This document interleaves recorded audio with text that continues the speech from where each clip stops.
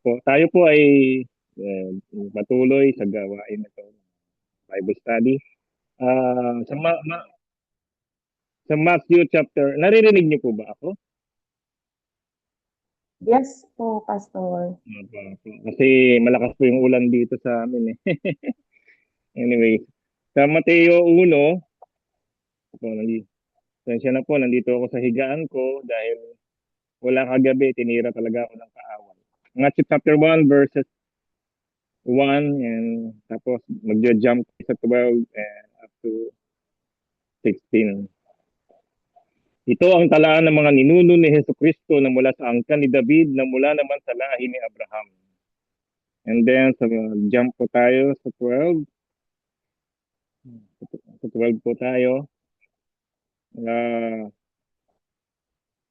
at pagkatapos na sila'y maging bihag sa Babylonia hanggang sa ipanganak si Jesus, ang mga ninuno ay sila Jeconia, Salatiel, Zerubabel, Abiud, Elakim, Azor, Sadok, Akim, Eliud, Eleazar, Matan, Jacob at si Jose na asawa ni Maria, si Maria na ina ni Jesus ang tinatawag na Hesus Kristo.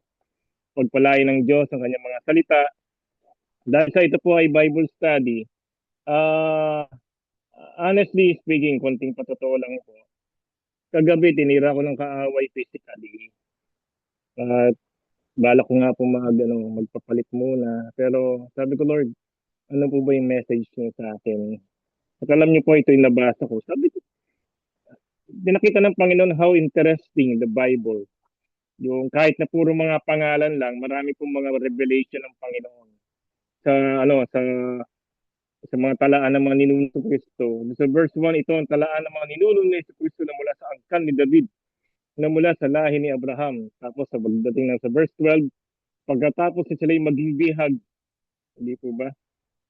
Um, sa verse 12, yeah, sorry. At pagkatapos na sila'y maging bihag sa Babylonia hanggang sa ipanganak si Jesus. Mga kapatid, puro pangalan na makikita natin sa genealogy, yung talaan ng mga angkan ng Panginoong Kristo. Ang una, sabi ko, Lord, ano po ba ang mapupulot ko dito? Puro pangalan lamang ang binanggit mo. Tapos, alam niyo po, naalala ko tuloy yung senior ni Pastora Estela na behind that name, ano po yung Bartolomeo. Tapos, sinabi nga sa Aramaic, ito po ay son of Ptolemy. Ganun po. So, una po nakita ko po dito, pinakita ng Panginoon sa mga nakatalang pangalan. Ang mga pangalan na ito ay may mga tinawag ng Panginoon. Subalit ang mga nakaraan nito ay may mga sablay. Alam niyo po, kaya nga sabi, marami pong tinawag ng Panginoon na karamihan ay may mga sablay. Halimbawa, sa pangalan, sa likod ng pangalan na ito, alam mo, ako, nung nakakilala sa Panginoon, doon ko inalam ko ano yung pangalan ko. Pangalan ko, yung ibig sabihin pala ng pangalan ko ay uh, yung Renato o Rene, Little King. Siguro marahil sa atin, karamihan sa atin ay alam po ang ibig sabihin ng pangalan. Ang ibig ko pong sabihin dito ay pahiwatig ang pangalan ni Jesus na tinatawag na Kristo. Pero bago po sa mga angkan ni Kristo, nandun po sa mga angkan ni Kristo, katulad halimbawa ni Abraham, si Abraham, alam natin na siya ay nagsinungaling. Si Haring David, alam natin naging mga ngalun niya. Si Moises, alam natin na siya ay naging mga nakapatay ng tao. Sa likod ng mga pangalan nito, meron pong tinatawag na mga generational curse. At naputol lamang po ang mga generational curse na ito pagdating po ng Panginoong Kristo. Ang tinatawag sa pamamagitan ni Hesus Kristo, ang tinatawag na Jesus, ang tinatawag na Kristo. Sabi ko, Lord, salamat. Salamat sa pagkakatawag niyo sa amin, sa aming mga pangalan. Marami pong marahil, alam natin yung pangalan ng presidente, pero hindi niya alam ang pangalan natin. Pero meron tayong Panginoon na kung saan specifically tinawag niya tayo ayon sa ating mga pangalan. At yung mga yung mga generational curse na yon sa pamamagitan ng pangalan ni Yesu Cristo, ito po ay napuputol yung mga tanikala ng kaaway, tanikala ng kasalanan, tanikala ng mga sumpa. Kaya purihin ng Panginoon, nabasa ko ito. Lord, salamat po sa pangalan pa lamang ng Panginoong Kristo na tinatawag na Kristo. Nakita ko rito sa mga pagkasalin-salin ng mga lahi mula kay Abraham hanggang kay Haring David ay naputol ang anumang sumpa. At hanggang ngayon, ang sino man tumatanggap sa Panginoong Kristo, napuputol ang sumpa sa pamamagitan ni Kristo. Kaya mga kapatid, kapag meron pa po tayong mga bagay na hindi napuputol na sumpa, katulad ng mga ninuno, di ba, na nabubuhay si Pastor Next, dyan tayo dinidin sa deliverance, kasama po yung pagputol ng sumpa. Lalong-lalo na po yung sumpa ng mga hindi pagpapatawad sa kapwa, sa mga kamag-anak, kaibigan, kakilala. Yun po ang isa sa mga natutunan ko po kay Pastor Nate. Naalala ko po nung nabubuhay pa siya kasama si Ate Tess at saka si Ate May, imbes na kumbaga yung December 24, Noche Buena, i-spend nila sa bahay nila, sa mga pamilya nila, pumunta dito at pumunta kami sa bilangguan kung saan ay yung kumbaga nasa mahigit 20 o 30 yata yung mga nakulong noon during that time. Tapos sinabi ni Pastor Neg, 3 lang ang hindi tumanggap sa Panginoon. At lahat ng tumanggap sa Panginoong Hesus Kristo bilang Panginoon Diyos at tagapagligtas sa kanilang mga puso, sila ay makakalaya. Maniwala kayo sa hindi. Sabi nga niya, next year, malaya. Nakalaya po sila. So, sa pangalan ng Panginoong si Kristo, meron pong kalayaan mula sa mga sumpa. Ang una pong nakita ko dito, doon pa lamang sa pagkakapanganak ng ating Panginoon na tinatawag na Kristo, yung sumpa ng salinlahi na napasa ay nawala na. Kumbaga doon na nag-umpisa yung pagtigil ng sumpa. Kaya mga kapatid, mahalaga po ang pangalan. Kumbaga tayo ay tinawag ng Panginoon mula sa ating mga pangalan. Ang tumawag sa atin ay ang Kristo na si Jesus na tagapagligtas. Sa pangalan ni Hesus Kristo, meron pong kalayaan mula sa sumpa. Okay. Ano po yung mga ehemplo ng kalayaan na binigay ng Panginoon?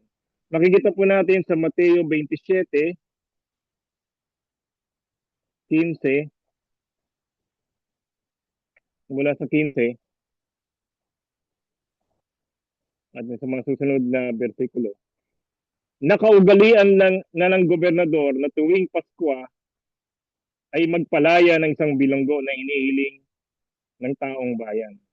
Si Jesus Barabas, yun. Si Barabas po kasi tinatawag na Jesus. Ang ibig sabihin kasi ng Barabas sa Aramaic ay Son of the Father. Ay isang kilalang bilanggo noon. Actually, sa ibang salin, notorious criminal.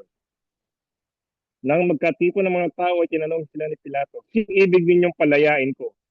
Si Jesus Barabas o si Jesus yung tinatawag na Kristo? Literally, ang pinalaya po yung criminal na Yeshua o Yeshua Barabas. Yan. Alam niyo po, the Aramaic na meaning po ng Barabas ay son of the father, the notorious killer. Tapos, ang Panginoon na walang kasalanan ay siyang nanatili na hindi pinalaya. So doon pa lamang sa pagkakasakdal kay Kristo Jesus, yung tinatawag na Jesus na Kristo, nagkaroon na ng kalayaan. Isa na pong significance nito ng kalayaan o pagpapalayang gagawin ng Panginoon sa atin. Una doon po, literally, pinalaya po ang Barabas na kriminal. Tayo po, hindi tayo karapat dapat na palayain. Pero nang dahil kay Kristo, sa Philippians chapter 2, verse 8, sa New Living Translation, ganda pong basahin natin. New Living Translation po.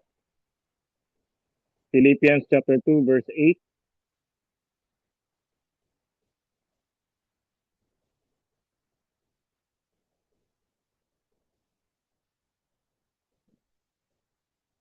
Meron po bang New Living Translation? Wala.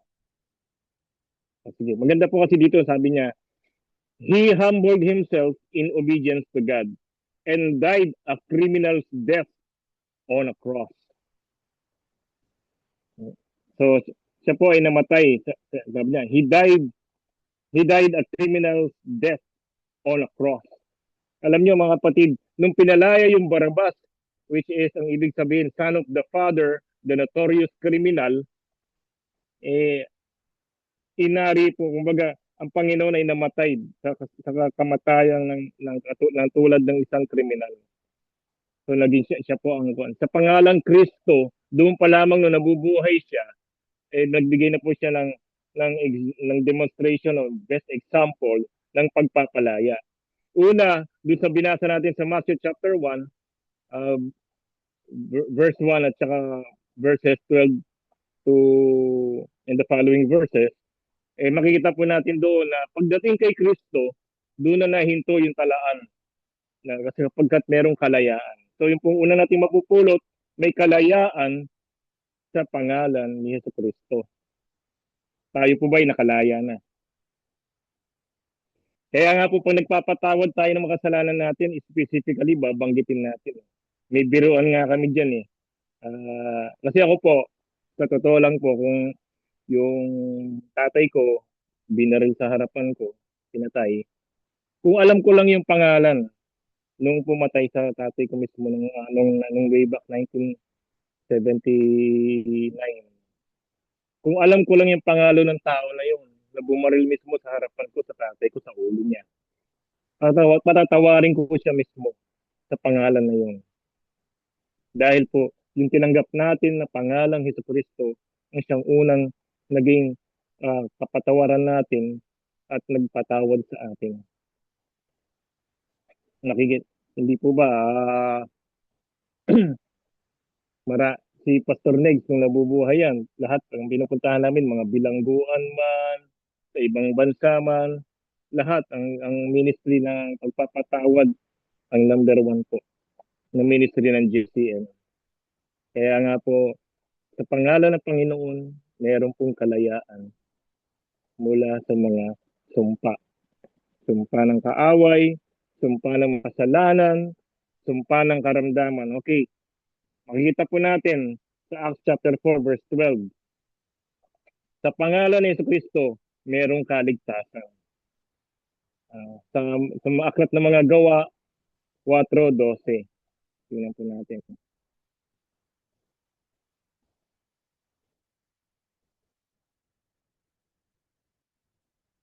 Ito po yung una nating makikita. Pangalawa nating makikita. Na sa pangalan ng Panginoon, mayroon pong kaligtasan. Okay. Aklat ng mga gawa, 4:12. Sa English, ang ganda po eh. And there is salvation in no one else. For there is no other name under heaven given among men by which we must be saved. Pwede pong pakidako sa Acts chapter 4 verse 12 sa Tagalog, sa RTPB.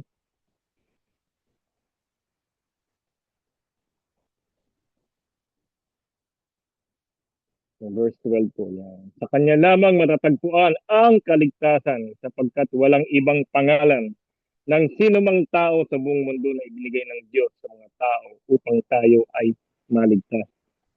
Yan mga kapatid. Kaya nga po sa paghahayag natin ng Ebanghelyo, ang pinagbibigay diinan natin ay ang Panginoon, ang pangalan ng Panginoong sa Kristo.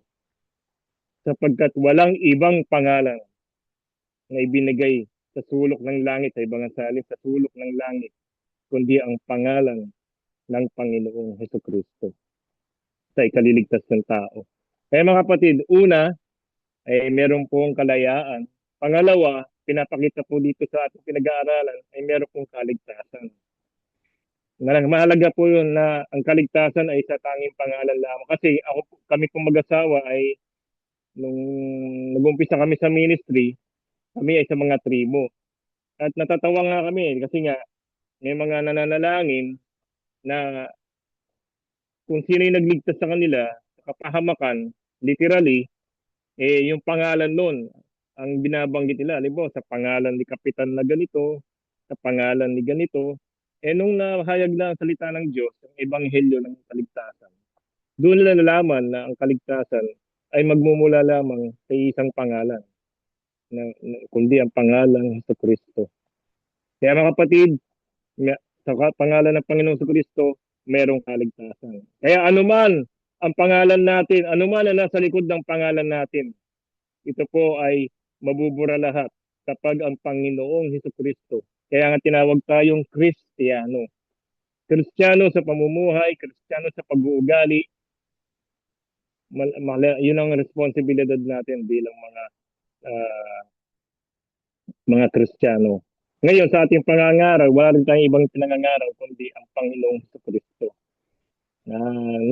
Natutuwa ako sa panahon ngayon sa mga vlogger na tulad ni Pastor Mario na walang ibang tinataas kundi ang kaluwalhatian ng Panginoong Kristo, si Pastora Annalisa sa pangangaral niya sa hospital at mga nangangaral sa mga Bible study, sa mga bahay-bahay. Ito po ay napakabuting tingnan kasi sabi nga sa ano po, 'di ba, sa aklat din ng gawa yun, yung how lovely on the mountains are the feet of him who brings good news. So tayo po ay tagapagdala ng mabuting balita. At ang mabuting balita na ito ay matatagpuan lamang sa pamamagitan ng pangalan ni Kristo. Naalala ko po tuloy nung kami po ay nangangaral ako sa mga tribo ng Aita sa Zambales, remote area po ito. Pinapangaral ko si Kristo, tapos meron pong pilosopo, ang sabi niya, okay, pastor, sabi ganoon, yung tribal chieftain, iharap mo ang Panginoon ngayon din. Kung di mo maiharap ang Panginoon, sabi niya, hindi ka na makalabas ng buhay dito. Nagpray ako, sabi ko, Lord, give me wisdom. Tapos sabi ko, sige po, Apong Iro magtanong eh. Ang ginamit niyang apelyido, magtanong, kasi mahilig siya magtanong. Kumbaga, very informative naman. At saka makabuluhan naman ng mga katanungan ng lagi sa gobyerno, sa, sa paligid, maging sa mga paniniwala, pananampalataya. So sabi ko, sige, alas 12, midday, labas tayo, sabi ko sa church na yung pinatayo ng British missionary na yan. At sabi ko, labas tayo sa church. Titigan mo yung araw ng 5 minuto. Tinitigan naman niya yung araw. Maya-maya, mga ilang minuto pa lang, sabi niya, minura niya ako, sabi niya, puso ko tsinta ka, pastor, sabi niya, gusto mong mabulag ako. Sabi ko, yung araw nalikha pa lamang ng creator o ni Kabunyan. Kabunyan kasi yung manlilikha sa mga tribo, pangalan.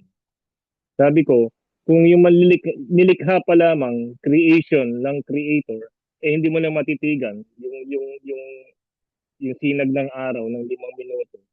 How much more? During that time, tinuturo ko yung si Moises, nakikipag-bargain sa Panginoon na kahit likod lang makita niya ang Panginoon. Sabi ng Panginoon, mamamatay siya.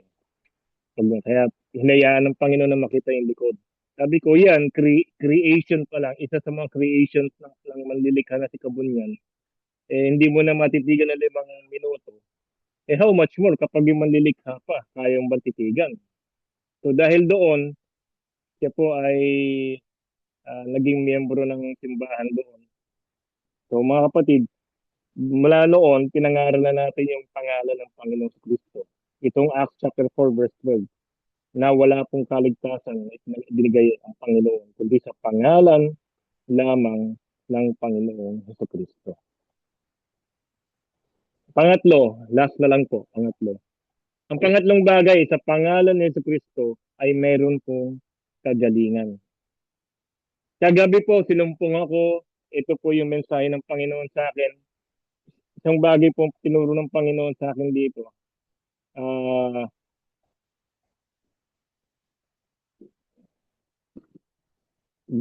Balik tayo sa chapter 8 ng Philippians, chapter 2 verses 8 to 11. New Living Translation. Philippians chapter 2. Yan, he humbled himself in obedience to God and died a criminal's death on a cross. Therefore, God elevated him to the place of highest honor and gave him the name above all other names. Yan. Tapos sa Mark, tapos tayo sa Mark 16, 17, 18. Mark 16, 17, 18. Ang sabi dito, ang mga sumasampalataya ay bibigyan ng kapangyarihan gumawa ng himala sa pangalan ko ay magpapalaya sila ng mga demonyo at magsasalita ng iba't ibang wika. Hindi sila kahit lumampot sila ng ahas o uminom ng lason at gagaling ang mga may sakit na papatungan nila ng kamay. Yun mga kapatid, hindi po natin dapat makalimutan yung pong pinaka ng kwan ng JCN, yung Mark 16, 17, 18. Okay, anong kapangyarihan po ba ang meron tayo sa pangalan ng Panginoon? Tingnan po natin Acts chapter 3. Mula verse 1 and the following verses.